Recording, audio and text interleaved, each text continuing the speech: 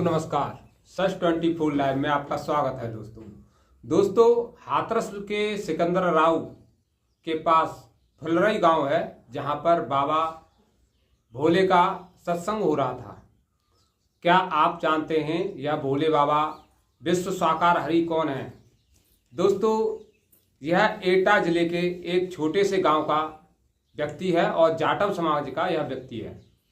यह व्यक्ति पहले LIO में काम करता है, उसके बाद यूपी पुलिस में सिपाही बनता है, जिसके बाद यह BRS ले लेता है और आध्यात्म की तरफ बढ़ जाता है। जब इसे दिखता है कि आध्यात्म की तरफ लोगों का रुझान ज़्यादा है और भगवान में लोगों की आस्था है, हिंदू धर्म की आस्था को देखकर यह अपने आप को बाबा घोषित कर देता है। यह एक सफ़ेद पोश टाई बेल्ट वाला बाबा है जो अपने आप को भगवान के दर्शन किए हुए मानता है। अपने आप को बताता है मैंने साक्षात्कार किया है उस ईश्वर का, और लोगों को अपने साथ जोड़ता है।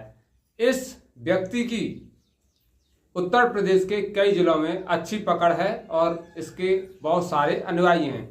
जिस तरह से उस दिन यह कार्यक्रम हुआ, वहाँ पर अच्छी तादाद में लोग थे। लगभग 2 लाख लोगों के आने की संभावना थी इस कार्यक्रम में, और वहाँ पर इतनी सारी भीड़ इकट्ठा हुई। लेकिन जिस तरह से वहाँ पर घटना हुई और सैकड़ों लोग मारे गए, इस घटना का जिम्मेदार कौन है? अभी तक किसी ने इस बात की जिम्मेदारी नहीं ली है कि इस घटना में जो जनहानि हुई है इसके लिए हम जिम्मेदार हैं। आखिर इतनी बड़ी जनहानि होने के बाद प्रशासन कब क्यों जागा? क्या शासन प्रशासन से इस बात की अनुमति नहीं ली गई थी कि यहाँ पर इतना बड़ा कार्यक्रम होना है? अगर इतना बड़ा कार्यक्रम होना था तो निश्चित जगह क्यों नहीं चुनी गई? जिस तरह से एक छोटी सी जगह पर यह कार्यक्रम किया गया, वहां पर शासन प्रशासन द्वारा अनुमति कैसे दे दी गई? आखिर इसमें शासन प्रशासन की कहां कमी रही? दोस्तों सैकड़ों की जनहानि हुई लेकिन जिम्मेदार कोई नहीं। जिस तरह से हिंदू धर्म में ये नए नए बाबा उपज रहे हैं, जैसे बंबू की तरह आते हैं और छा जाते हैं। देखा है आपने, देखा है बंबू किस तरह से बढ़ता है। 3 सालों तक बंबू की पहचान नहीं हो पाती है कि यह पौधा है, लेकिन जब वह बढ़ता है तो एक साथ बढ़ जाता है। इसी तरह हिंदू धर्म में बाबा हैं। बाबा आते हैं और छा जाते हैं, लाखों अनुयायी बना लिए जाते हैं। लेकिन जब कोई घटना होती है, जब कोई जनहानि होती है, तो इसकी जिम्मेदारी कोई नहीं लेता। यह अपने आप को बहुत बड़ा चमत्कारी बाबा बताता था, लेकिन क्या यह इस जनहानि को रोक पाया? अगर ये जनहानि हुई तो क्या उन परिवारों को आर्थिक सहायता दे सकता है या फिर कोई अन्य सहायता दे सकता है? दोस्तों हिंदू धर्म की बर्बादी का कारण ये बाबा हैं, ये फ्रॉड बाबा हैं। अगर कोई अच्छा बाबा होगा, संत महात्मा होगा, तो वह इस तरह के आयोजन नहीं करेगा। इस समय ऐसे आयोजन करने की जरूरत ही क्या है, जब हमारे देश में इलेक्ट्रॉनिक मीडिया और सोशल मीडिया इतना बढ़ चुका है कि हम एक जगह से बैठकर ही करोड़ों लोगों तक पहुंच सकते हैं। ऐसे में इतने बड़े बड़े आयोजन करना कोई जरूरी नहीं है। आप समाज को सुधारने की बात करते हो, और लेकिन आप पर 6 केस दर्ज हैं। जिस तरह से मीडिया रिपोर्ट्स आ रही हैं, उनसे जानकारी मिल रही है कि इन पर 6 केस हैं। लेकिन हमारे देश की भोली भाली जनता को ऐसे बाबा मूर्ख बनाते हैं और उनसे पैसा इकट्ठा करते हैं। लाखों करोड़ों की संपत्ति का मालिक है यह बाबा। आखिर इतना धन कहां से आया? 10 बीघे जमीन थी इसके परिवार के पास, गरीब परिवार से आता है, लेकिन कुछ ही समय में यह करोड़पति हो गया।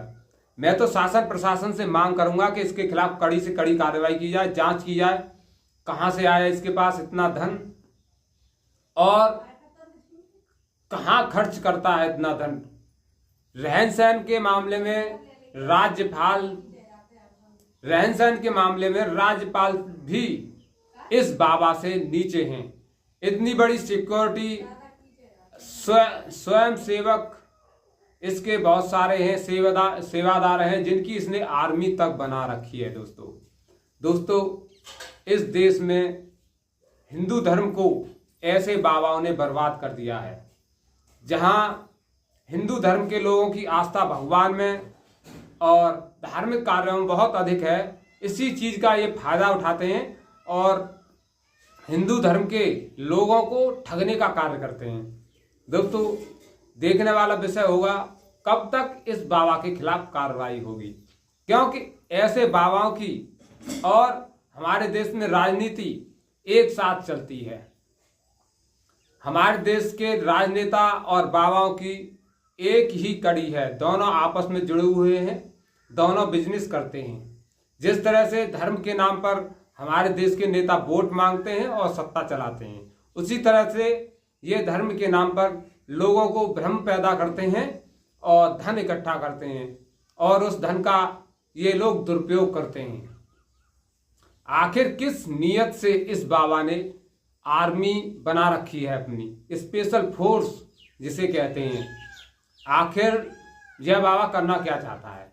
इस बाबा के खिलाफ कड़ी से कड़ी कार्रवाई होनी चाहिए और मैं ऐसे बाबाओं का बहिष्कार करता हूं। ऐसे बाबाओं के खिलाफ जांच होनी चाहिए और देश की जनता से भी अनुरोध करूंगा कि ऐसे बाबाओं के झांसे में ना आए, क्योंकि ये बाबा फ्रॉड हैं।